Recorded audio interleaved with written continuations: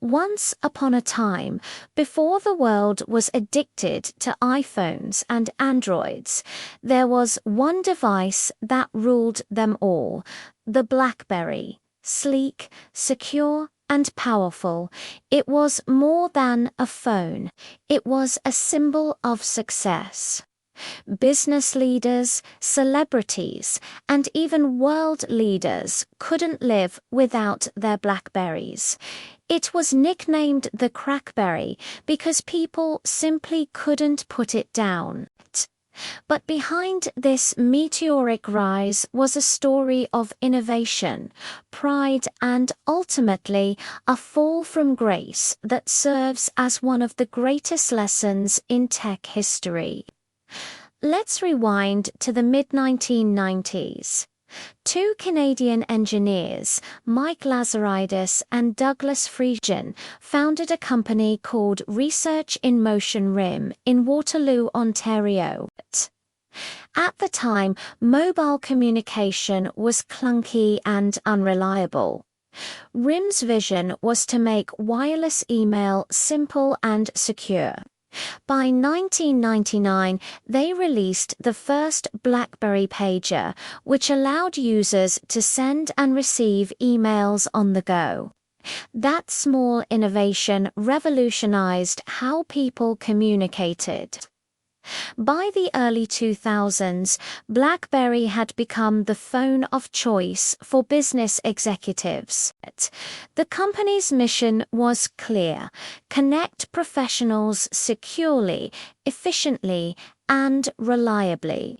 BlackBerry Messenger (BBM) became a cultural phenomenon, instant messaging with encryption, years before WhatsApp or iMessage existed. It made communication faster, smoother, and exclusive. Owning a BlackBerry meant you were part of an elite club. As RIM's success skyrocketed, so did its confidence. By 2007, BlackBerry dominated over 50% of the US smartphone market. The iconic QWERTY keyboard was a marvel of design, loved for its tactile feel and accuracy. People typed emails, messages, and even documents right from their phones. It was productivity in your pocket. For nearly a decade, BlackBerry's focus on security and business gave it an unshakable reputation. Then came 2007, the year everything changed. Steve Jobs walked onto a stage and unveiled the iPhone. The world watched as a new kind of device redefined what a smartphone could be. While other companies took notice, RIM's leaders dismissed Apple's creation. Consumers don't want touchscreens, they said. They want keyboards. That confidence would become their blind spot. Instead of innovating, BlackBerry clung to its formula. Meanwhile, Apple and Google were transforming smartphones into multimedia hubs, devices for photos, music, and endless apps. The industry had shifted from tools for work to devices for life. BlackBerry, built on a foundation of corporate security, couldn't pivot fast enough to capture the consumer market that was exploding. By 2010, BlackBerry still had millions of loyal users, but cracks were showing. Their App Store, BlackBerry World, was sparse compared to Apple's App Store and Google Play.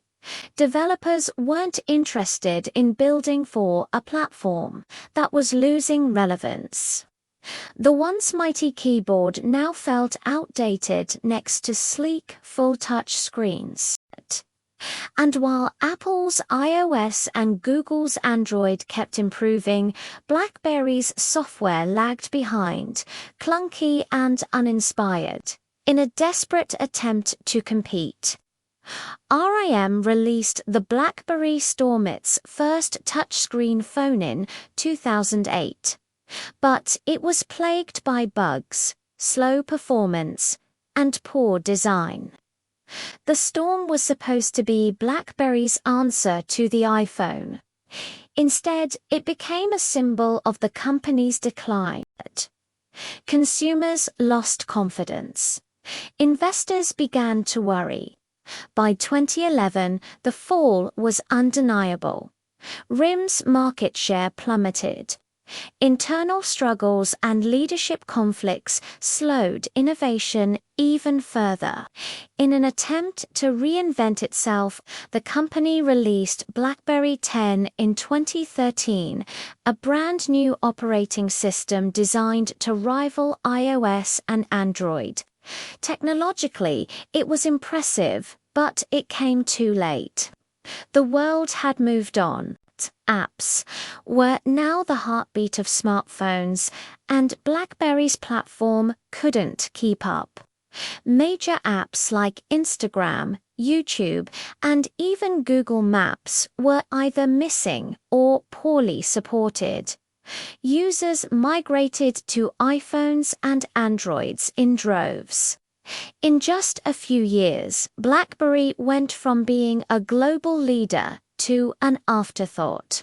By 2016, the company officially stopped making its own phones. The brand that once ruled boardrooms and governments had exited the very market it helped create. It was the end of an era. But the story doesn't end in tragedy. In fact, BlackBerry's fall became a powerful lesson in adaptation and humility. Instead of disappearing, the company reinvented itself. Today, BlackBerry focuses on cybersecurity, enterprise software, and automotive systems, specifically its QNX technology, which powers safety features in millions of vehicles worldwide. In many ways, it returned to its roots, secure, reliable communication, but this time for machines and systems, not people. The rise and fall of BlackBerry is a story of innovation and pride, of vision and oversight. It reminds us that in the world of technology, success is never permanent. What makes a company great isn't just innovation, it's the ability to keep evolving when the world changes. BlackBerry's leaders once believed their success would last forever.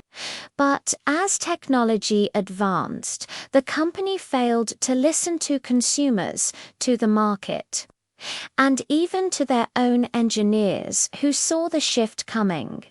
Their downfall wasn't caused by incompetence. It was caused by confidence without curiosity. Today, BlackBerry stands as a cautionary tale for every business and innovator.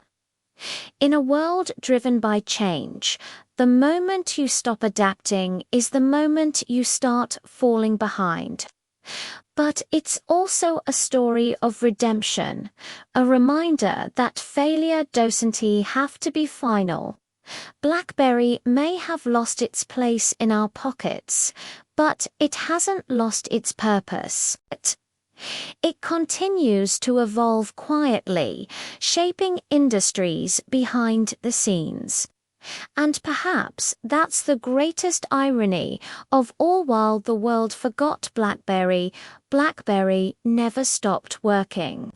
Its legacy lives on, not just in technology, but in the lesson it teaches that no matter how powerful you become, you must always stay humble, stay curious, and stay ready to change. Because in the ever-evolving world of innovation, the rise and fall of BlackBerry reminds us of one timeless truth: the giants who fail to adapt eventually fall, but those who learn to transform can rise again.